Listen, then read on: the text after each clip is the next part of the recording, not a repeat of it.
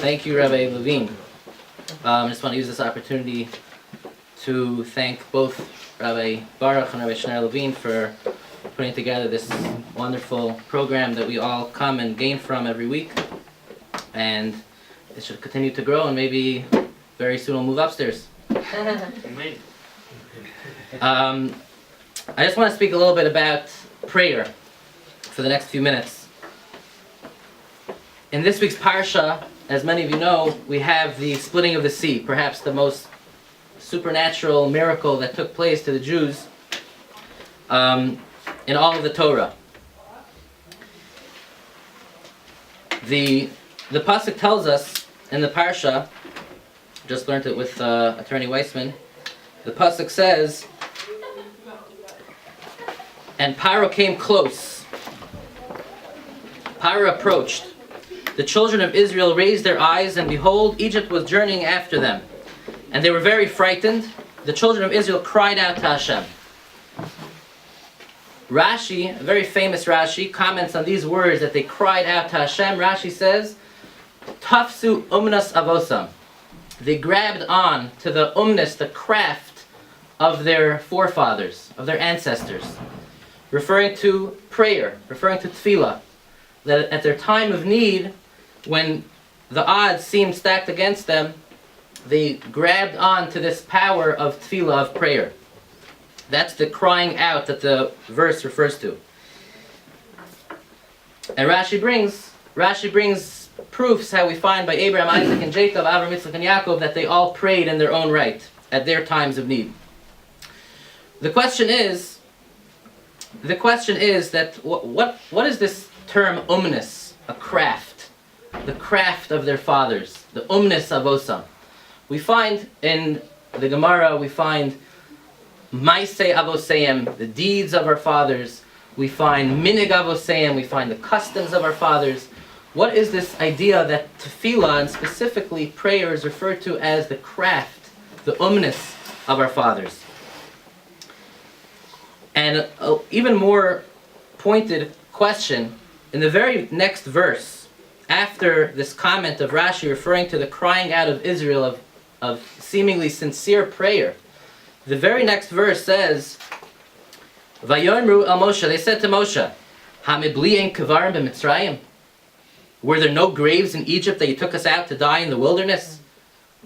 What is this that you have done to us to take us out of Egypt? Is this not the statement that we made to you in Egypt, saying, let us be and we will serve Egypt?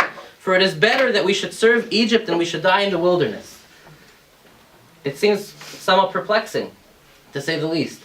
These same people who, a minute ago, Tafsu umnas avosam, grabbed onto the craft of their fathers in sincere prayer, and the very next words that come out of their mouth are these shuddering words. It's hard to even read them. They're saying that we want to go back to Mitzrayim, where there are not enough graves in Mitzrayim.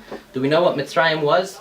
The enslavement for 210 years of being in the most terrible of situations, having their children killed. That's what they want to go back to. How could such a thing be? How could they utter these words from their mouths after seemingly crying out to God in sincere prayer? To answer this question, we have to ask another question. If we look in this pasuk, it reads as follows, the pasuk that we read earlier. The children of Israel raised their eyes. They lifted up their eyes. Vayisu b'nei Yisrael seineim. Now, I didn't check it up, but from what I've been told, every single time in the Torah, Nevi'im Ksuvim, in the Bible, Torah Nevi'im Ksuvim, where it says that term, they lifted up their eyes, it is followed by, and they saw. Vayisu b'nei Yisrael seineim. Conventional wisdom should be that the Torah should write Vayiru, and they saw. The number one example that I could think of off the top of my head is in Parshas Vayera, where it says that Avram lifted up his eyes, Vayisa Eina Vayar, and he saw the three angels coming towards him, towards disguised as people. Every other time in the Torah, you could check it up. If there's any other time that it doesn't say it, you could let me know, but I believe this is the only time in the entire Tanakh where it says this term of lifting up their eyes, either by an individual or by all of the Jews, as it says over here, and it does not say that they saw. What is that telling us? So the answer I heard was as follows. There are reactions that we could prepare for. When someone hurts us, when someone gets angry at us, how are we going to react to that anger that was shown to us? We could prepare ourselves different ways, different reactions that we're going to have to certain things that occur to us. Sometimes we can't prepare. We cannot prepare properly for things that happen to us because there's an instinctive reaction. We can't properly prepare for ourselves when out of nowhere someone comes and tries to hit you. You can't prepare for that because you're not ready for that. Instinctively, you'll close your eyes. Does closing your eyes really help if someone's going to knock you over the head? More often than not, it won't. But that's instinctive. We can't prepare ourselves for our instinctive reaction. That's something deep down that we don't control. At this point in time, the Jews were being tested. They were being tested as the sages tell us that the prosecutors up in heaven were saying about the Jews, we don't see any difference between the Jews and the Mitzrayim. We don't see any difference between the Jews and the Egyptians. They are idol worshippers and they are idol worshippers. They are guilty of sin and they are guilty of sin.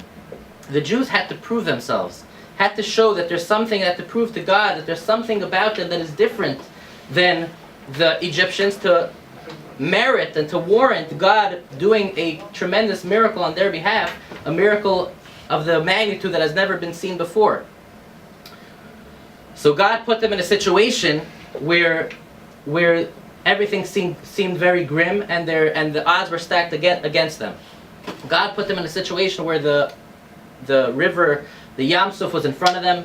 The Egyptians were pursuing them from the back, and there seemed no hope. There was despair and nothing to do at that point. At that point, when they saw that there was nothing else for them to do, they instinctively cried out to God. That showed, that second, when they instinctively, without even thinking, Vayisu b'nei Yisrael Saneim, they lifted up their eyes before there was even any conscious seeing.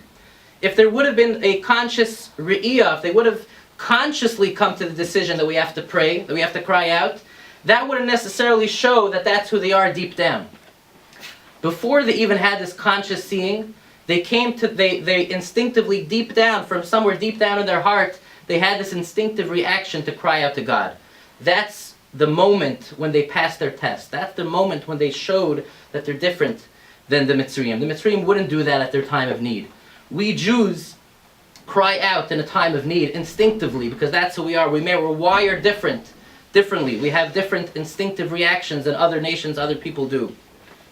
So even though it's the very same people who the next moment when they already came to their bearings and they said these terrible, terrible words, but it was enough already.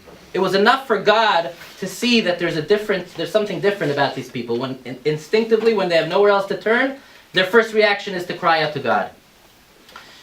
So and that is the idea of an umnus, of a craft. A craft is something that is part of you. A craft is something that a craftsman, when he speaks about his craft.